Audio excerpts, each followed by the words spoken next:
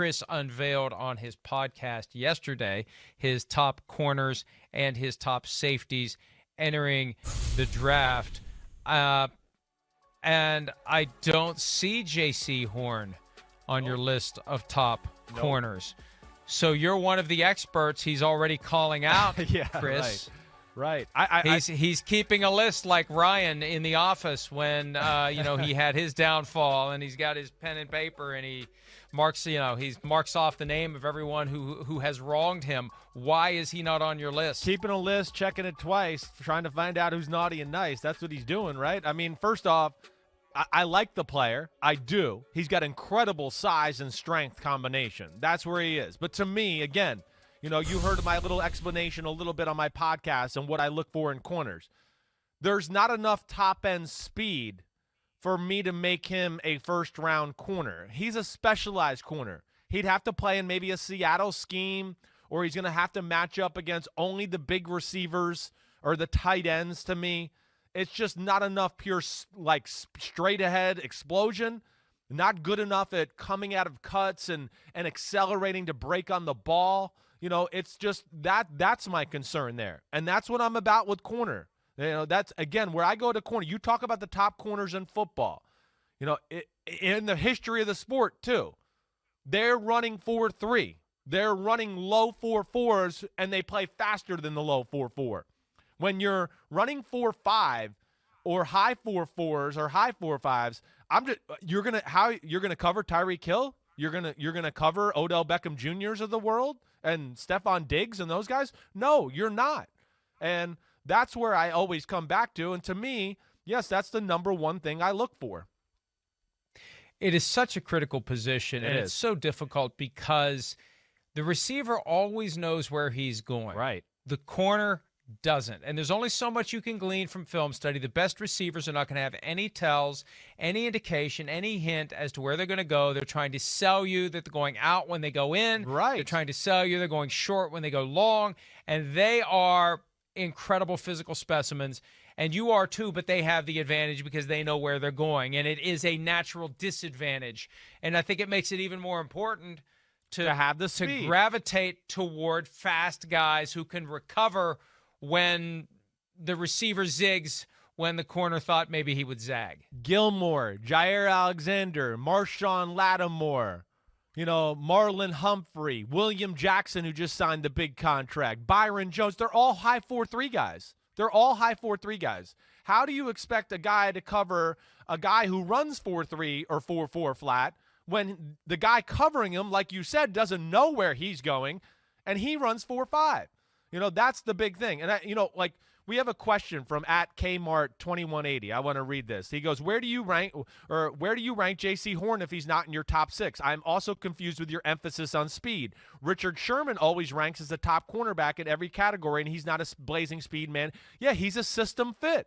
He is a system fit. There's a reason you've only seen him in the Seattle scheme because he's not a great man-to-man corner. If he had to play in Baltimore or New England or Kansas City as much as they play man-to-man, it ain't going to work, buddy. That's what I'm telling you.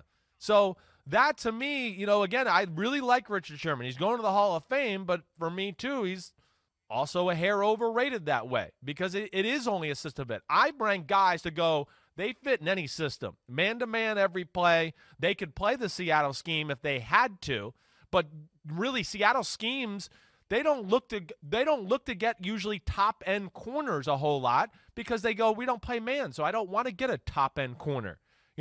So that's my answer to that. I like J.C. Horn. He's right past those top 6. He's 7 or 8 for me. But, yes, he's not a first-round talent just because of that, lack of what we talked about there. Of the corners, and we've got the list, we'll put it back up, which of the ones that you've evaluated reminds you of one of the best corners currently in football, Rams cornerback Jalen Ramsey? Oh, it's the guy right at the top there. Mike, this kid's the real deal, Holyfield. Caleb Farley from Virginia Tech. He didn't play last year.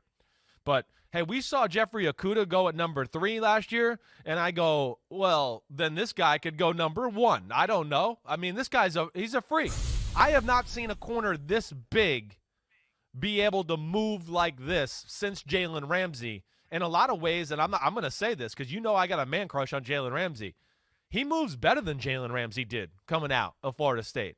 I was blown away. I knew there was hype around this guy, but when I turned it on, I just went, whoa, he's big. He can fly. He could stick his foot in the ground and drive on the ball like a top-tier wide receiver. He's got really good ball skills, and he's kind of just doing it raw. Like he hasn't been taught a whole lot yet.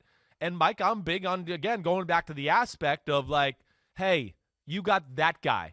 When I see colleges start doing that, I go, oh, they know he's kind of special. He can do that. And he's one of those guys. Question. Answer. Would you take Caleb Farley over Zach Wilson? No, I would not. And a little bit because of the reason, first off, I love Zach Wilson. I think he's a superstar. But the Jets are going to run that Seattle scheme. They're not a huge man-to-man football team. That's not what they do. So I don't think they're going to value a number 2 pick for the corner position like that. Let's talk about safety for a minute or two. We have the board of your rankings there. My question is, which one reminds you of Jamal Adams? And my guess is, whoever it is, he's probably the top guy on your list. That's right. Yeah, I mean, you're right. I think it would be. Cisco is like that Andre Cisco from Syracuse is that prototypical guy. Now here, there's a little, hitch in the giddy up here because he tore his ACL, last year. But man, when we're saying like Jamal Adams and you ask me that question, I'm thinking of a guy who got great speed, a ball hawk, and will absolutely knock your head off if you come into the hole or there's a pulling guard or doing something like that. Cisco is like that. Cisco's like rocked up like a Jamal Adams, and you got to be, if you're going to be that type of safety. And I would say with Jamal Adams, maybe he's not quite as good as, or not as big as Jamal, but he's faster than Jamal.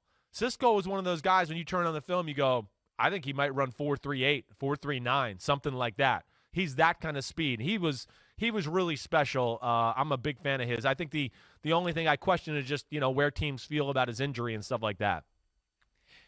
J.C. Horn is the son of Saints receiver Joe Horn. Yeah. Patrick Surtain, the second Alabama corner, the son of Patrick Surtain, who was a great corner in his day. What do you see in him? Well, I mean, he is a technician, and we talked a little bit yesterday, right, because of his pro day and stuff. I mean, the size, unbelievable hips. He's great at, again, being able to put his foot in the ground and not take a lot of wasted steps and drive on the ball. My only concern with Surtain is what you heard yesterday, and this is why I have him number 3 behind Tyson Campbell and Caleb Farley, is just the pure speed element. I know he ran 4.42 at his pro day. I would, again, like to remind everybody, 4.42 is 4.52 at the NFL Combine. All the really smart defensive coaches and secondary coaches are going to add a tenth to that time to go, nah, that's not real. 4.42 at your pro day is not the same thing. So he's a top 15 pick. I really like the guy. But as far as like Caleb Farley or the guy Tyson Campbell in front of him, who has a lot of the same measurables he does, they just have better pure speed and acceleration and explosion, and that's why I ranked them ahead of him. Overall, this class, Yeah. we've talked about how many great receivers there are. There's going to be a bunch of quarterbacks in round 1. This class of corners and safeties, how does it compare to others? Yeah, that's a good question. I think the top-end corners are really damn good. Like, I like these 3, Caleb Farley, Tyson Campbell, and Surtain, better than I'd like the top 3 last year, and I was a big fan of, E.J. Henderson and A.J. Terrell. I love them. I mean, I ranked them in front of Okudah. I think these 3 are pretty special. I will say at the corner position, I think there's a little bit of a drop-off after these 6. Safety this year, Mike, that was the one where I just felt like it was a never-ending list. That was one where I kept looking at it and going, man, there's another good one. Whoa, he's number 9 on my list here, but he could be a starter next year and be good for a football team. So the safety is the position where I think there's a lot of guys that have versatility aspects, and it's just going to be about how a team views the safety and how they want to use them all together. Hi, I'm Mike Tirico, and thanks for watching.